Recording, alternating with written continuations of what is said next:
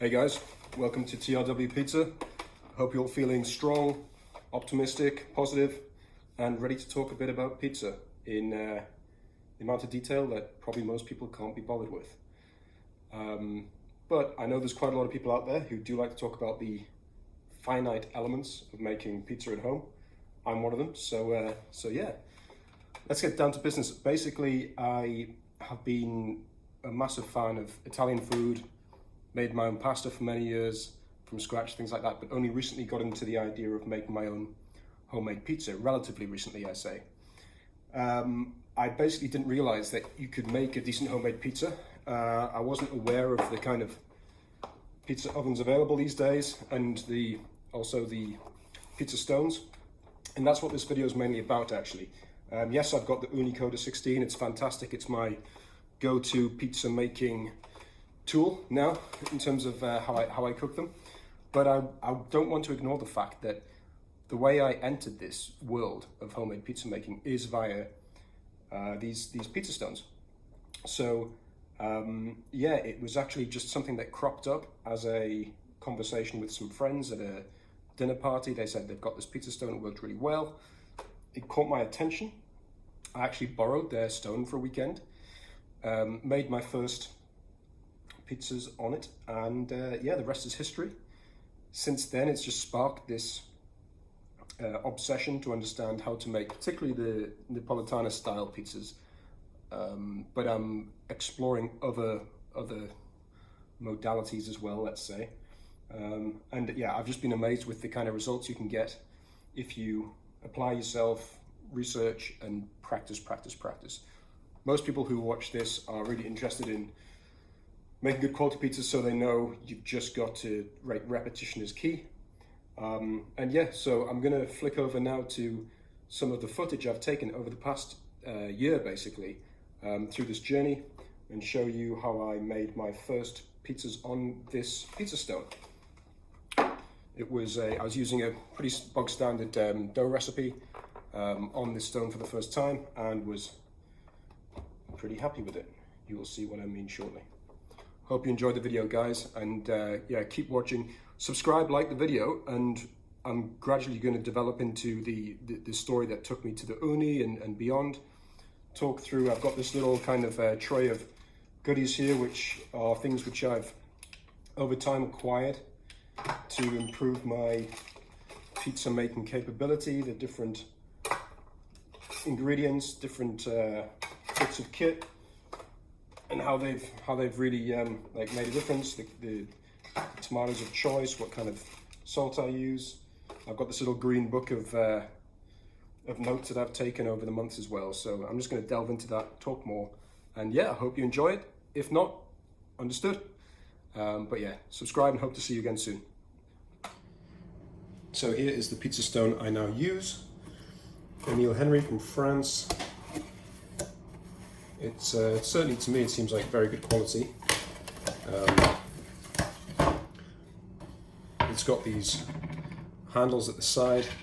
It's got the lip at the back, and these corrugated elements mean that the pizza goes in and out a lot easier from the peel, and also it means that air goes underneath through that air pocket, makes it hotter, and apparently makes it more crispy on the bottom. If I flip this over, let's see what it says.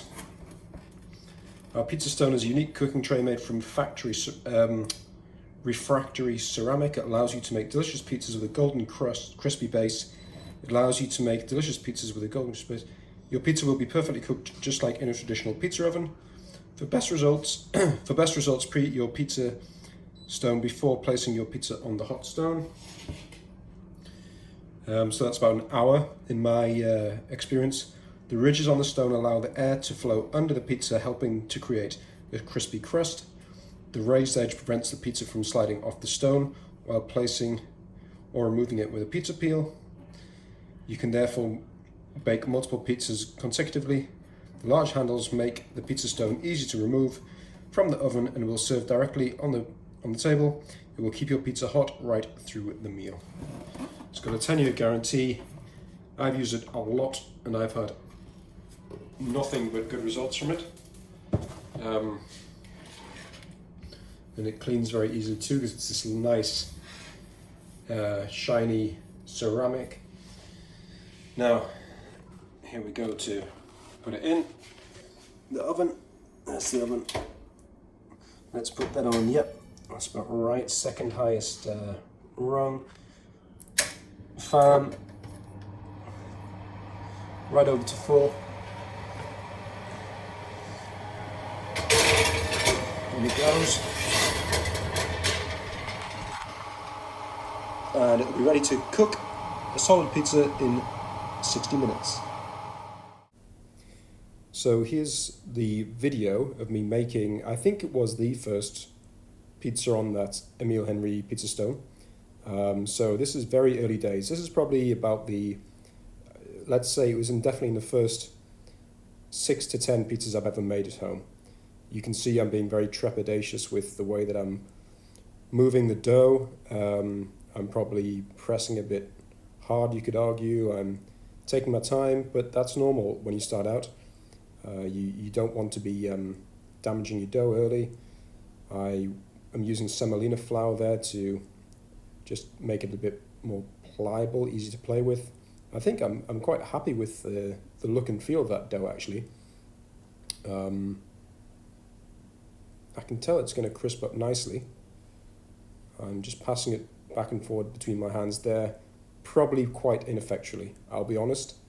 You can see I'm not having much confidence there. There's a lot of talk about when you are manhandling pizza dough, you have to be in control, you have to be in charge, tell it who's boss kind of thing. And you can kind of see that out of shot, you can imagine that out of shot I'm being a bit trepidatious perhaps.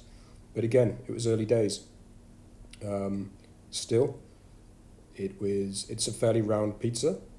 It's a pretty good amount of crust on the outside. It doesn't look like I've made it too thin. You can see I'm a bit I'm a bit paranoid about the way I'm setting it up on the peel. Probably decided it was still too small, which actually is something I must admit that the more and more pizza I make, the more I realize they look smaller when you get them on the peel at first, and then you can give them that last little stretch at the end, which just gets them up to the optimum size. So it's not exactly a optical illusion. It's a fact that you still get a good, I don't know, maybe 5% stretch on it just before you put it in the oven. And here comes the sauce. Now, one of the things you'll notice is that I'm applying the sauce quite gingerly, let's say, from a pan. And that indicates that I've cooked this sauce. Now, this is something I've moved away from. These days, I do not do that. I'll explain how I do my sauce in future videos, but yeah, I don't cook my sauce at all. I don't add any herbs to it. It's simply the best tomatoes I can find out the tin plus some salt.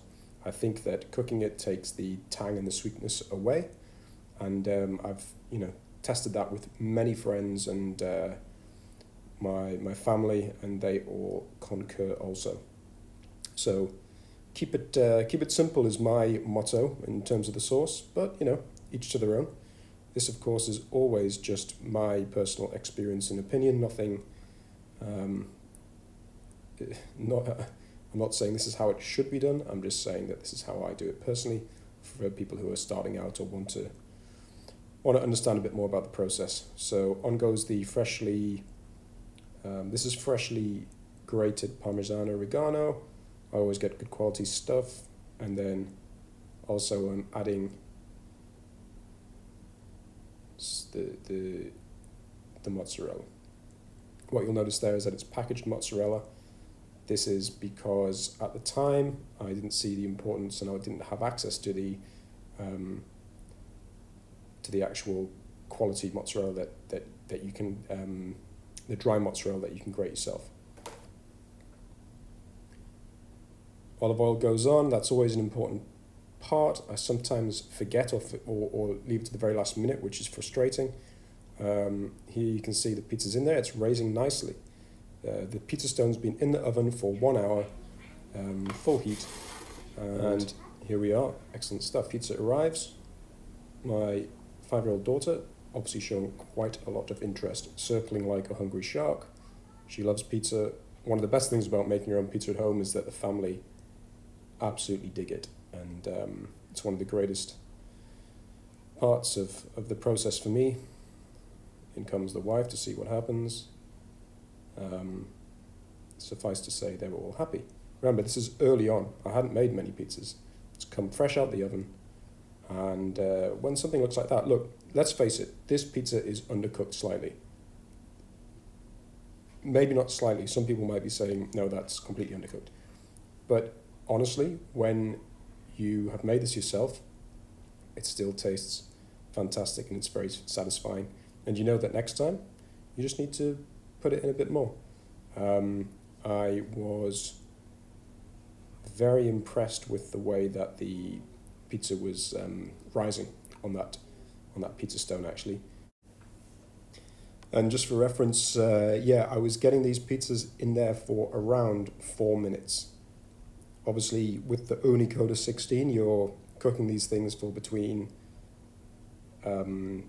45 seconds and maybe a couple of minutes, depending on a few variables. But yeah, with the pizza stone, it is a longer cook. You don't get the same crispiness or leopard spotting in general, I find personally. Some people might be able to recreate that in the oven as well, but it doesn't work like that for me.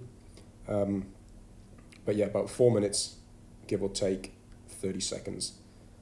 The simple fact of the matter is you don't get the heat that you really need for the perfect pizza oven, the perfect pizza cooking, but you get pretty damn close and you definitely make a pizza that is going to be acceptable.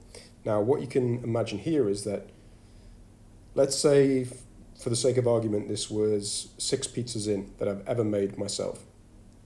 I'm saying to myself, wow, I'm a massive fan of Italian cooking. I'm a massive fan of pizza itself. This is an early attempt. I can do this so much better with a bit more application of the right tools, some more research, and probably just more and more practice. So that's exactly what I did. This is why this footage for me is really interesting and important, because it's captured that moment where my mind just went into overdrive thinking, right, what next? How can I improve this? What are the key ingredients that really make the difference? The quality of the flour, etc., the cheeses, the tomato sauce approach. So for me, that's really interesting. And suffice to say, the culmination of this video is that poor lonesome pizza getting absolutely decimated by myself, my wife, my daughter, over a lovely cool beer you can see there, which just went so well with it, I seem to recall. And excellent, wholesome family time. Obviously, I'll fully intend to teach my daughter how to do this as well. She's definitely getting involved. She knows how to make pasta with me now, so this is next on the list. She understands the process. I always have her around me when I'm making the doughs, and she'll report back on the dough when she gets back from school to tell me while I'm still at work. And she'll generally be able to say, yeah, this is going to be a good pizza. So, yeah, guys, I hope you've enjoyed this video. It's just a kind of intro and bit of background and context as to how and why I got into home pizza making. And hopefully it can give you a little bit of understanding and inspiration too. So, yeah, please like, subscribe, and carry on watching my videos in the future. Thank you.